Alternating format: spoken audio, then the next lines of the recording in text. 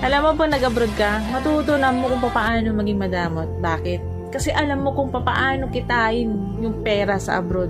Dito rin nagbabago ang ugali ng isang tao.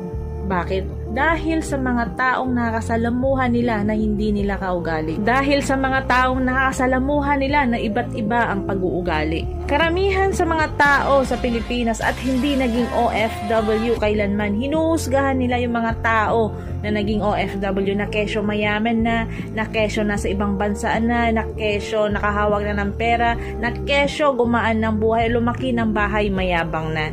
Hinuhusgahan nila agad kung ano yung nakikita nila sa'yo. Hindi nila alam yung buong dahilan at buong kwento kung bakit ka nagkaroon ng ganito. Sa ating mga Pilipino or yung ibang Pilipino, bakit kaya hindi na maalis yung ugali nilang panghusga at inggit? Yung tipong wala naman silang ambag sa buhay mo, wala naman silang naitulong sa'yo, wala naman silang nagawang maganda para sa'yo, pero sila pa yung number one na naninira sa'yo. Sa mga ganitong klaseng tao na wala namang ambag sa buhay mo, na wala namang naitulong sa'yo, na wala namang magandang nagawa para sa'yo, huwag mo silang pansinin.